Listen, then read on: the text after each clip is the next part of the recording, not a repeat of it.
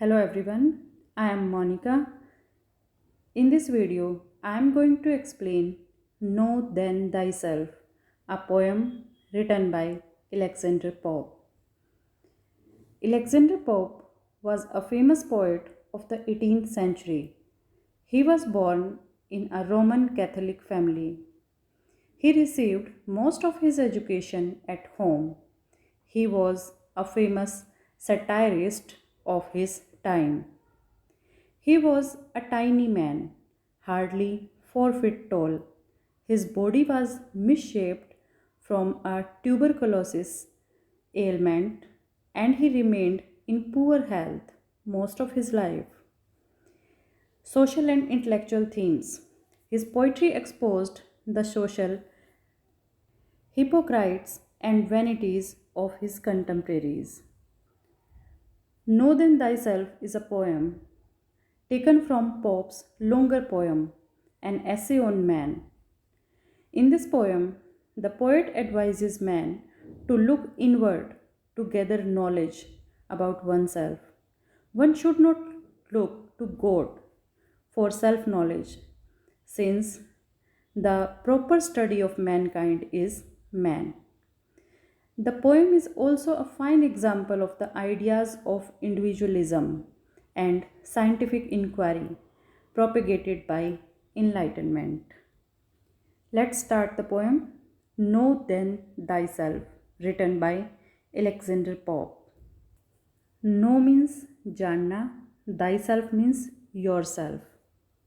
So the title Know Then Thyself means तुम्हें स्वयं को जानना चाहिए, तुम्हें अपने आप को जानना चाहिए. Know then thyself. Presume not God to scan. Presume means अनुमान लगाना. Scan means जांच पड़ताल करना. अलेक्जेंडर पोप कहते हैं मनुष्य को चाहिए कि वो अपने आप को पहचाने और ईश्वर की जांच पड़ताल करने की कोशिश ना करे. The proper study of Mankind is man. Mankind means मानवता. कि अगर वह मानवता का अध्ययन करना चाहता है, वह मानवता की स्टडी करना चाहता है, तो उसे अपना स्वयं का अध्ययन करना चाहिए. मानव जाति का अध्ययन करना ही मनुष्य के लिए उचित है. Placed on this isthmus of a middle state. Isthmus means a narrow strip of land. धरती की एक तंग सी गली जो दोनों तरफ से पानी से घिरी हुई है और धरती के दो बड़े टुकड़ों को जोड़ने का काम करती है. Middle state. Middle state means बीच की हालत. यहाँ अलेक्जेंडर पोप कहते हैं कि मनुष्य दो संसारों के बीच की स्थिति में प्लेस्ड है, दो संसारों के बीच की स्थिति में खड़ा है. A being darkly wise and rudely great. A being वह एक ऐसा प्राणी है, डार्कली वाइज जो बुद्धिमान होते हुए भी अज्ञानी है, एंड रूडली ग्रेट और नीरस होते हुए भी महान है. Here Alexander Pope used oxymoron. Oxymoron means when we used two words which are opposite but used together. For example, darkly wise. Darkly and wise, both words are opposite. Rudely great. These words are opposite but used with each other. So here writer used oxymoron and paradox also. तो यहाँ Alexander pope कहते हैं कि मनुष्य दो संसारों के बीच में खड़ा है. वह बुद्धिमान होते हुए भी अज्ञानी है और रूढ़ होते हुए भी, नीरस होते हुए भी, कठोर होते हुए भी महान है. With too much knowledge for the sceptic side, with too much weakness for the stoic pride. Sceptic means doubter, शक्की. स्टोइक मीन्स टॉलरेंट, सहनशील, वैरागी. विथ टू मच नॉलेज, उसको बहुत सारा ज्ञान है. उसे अत्यधिक ज्ञान होते हुए भी वह स्केप्टिक है, संदेहों से घिरा हुआ है। उसे अत्यधिक ज्ञान है, फिर भी वह डाउट से, संदेहों से घिरा रहता है। उसमें अनेक कमजोरियां होते हुए भी, टू मच वीकनेसेस, उसमें बहुत सारी कमजोरियां होते हुए भी वह खुद के संयमी होने पर, टॉलरेंट होने पर गर्व करता है। इस तरह से इन लाइंस के अंदर इस दुनिया में, इस संसार में मनुष्य की स्थिति को दिखाया गया है कि जो मनुष्य की स्थिति है वो बहुत ही स्ट्रेंज है। So in these lines the poet advises man that he should not try to study God. If he wants to study mankind, he should study himself. Man occupies a paradoxical position in this world. He is a link between a god and an animal. He is a mixture of opposite qualities. He is ignorant and at the same time he is wise also. He is rude and at the same time he is great also. He has so much knowledge that he cannot be a skeptic. He has so much weakness that he cannot be indifferent to pain and suffering. So, these lines show the strange position of man in this world. He hangs between in doubt to act or rest. मनुष्य हमेशा इसी बात में उलझा रहता है, इसी संदेह में हमेशा रहता है कि वो काम करे या आराम करे। In doubt to deem himself a god or beast. Beast means पशु, दानव। कि वह संदेह में रहता है कि वह अपने आप को भगवान समझे या एक मॉन्स्टर समझे, दानव समझे। In doubt his mind or body to prefer. वो हमेशा इस संदेह में भी रहता है कि वो अपने दिमाग को ज़्यादा प्रेफर करे, दिमाग को ज़्यादा इम्पोर्टेंस दे या अपने शरीर को ज़्यादा importance they. Born but to die. मनुष्य जन्म लेता है और वो मरता है, मरने के लिए मनुष्य जन्म लेता है। एंड रीजनिंग बट टू ईर। रीजनिंग मीन्स आर्गूमेंट, तर्क वितर्क करना। ईर मीन्स गलतियाँ। वो तर्क वितर्क करता है परंतु साथ ही साथ वो गलतियाँ भी करता है।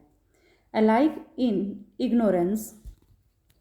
इग्नोरेंस मीन्स अज्ञानता। हिज रीज़न सच। रीज़न मीन्स तर्क वितर्क। Whether he thinks too little or too much.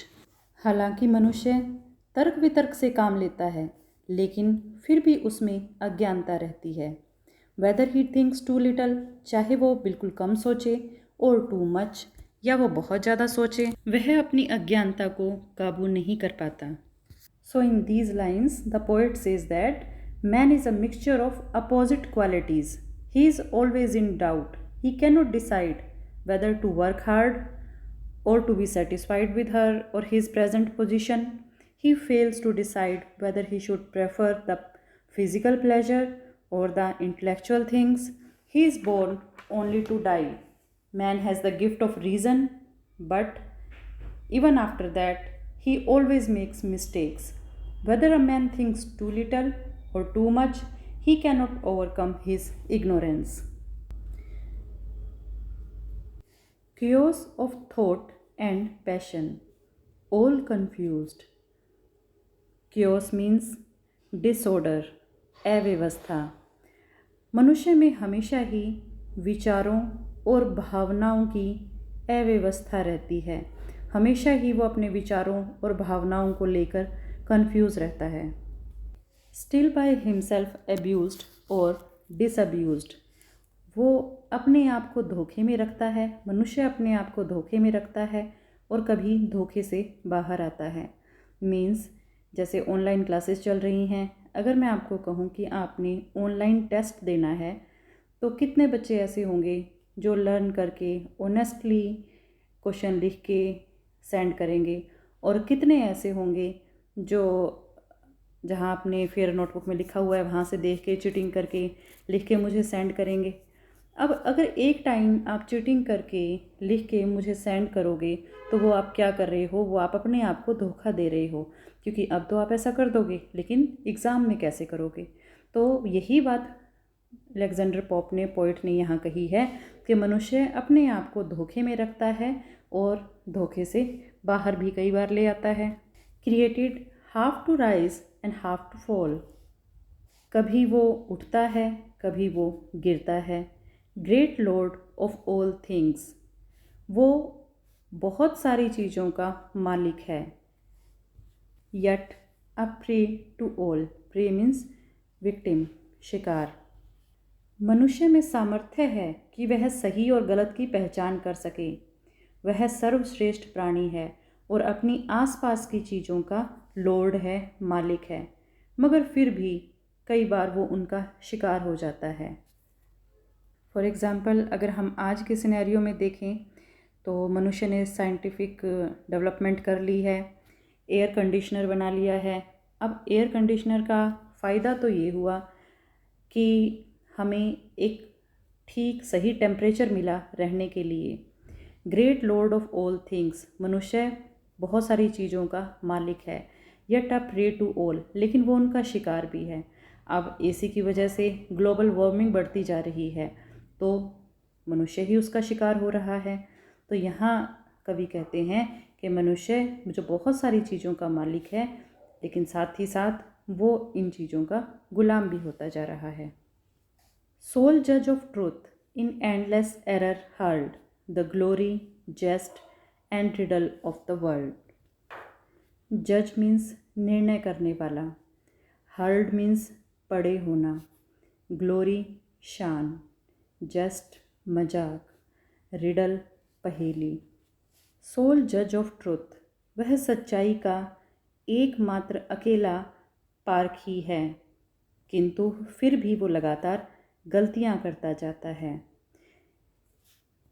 इस प्रकार मनुष्य संसार का गौरव भी है, मजाक भी है और एक पहेली भी है। So the last line of the poem sums up man's position on this earth. The poet says that man is the glory, jest, and riddle of the world. He is glory of the world because he has vast knowledge. He is just because he commits mistakes. He is a riddle of the world because he is neither a god nor an animal. So, in brief, we can say that Alexander Pope advises man that if he wants to study mankind, he should study himself. Thank you.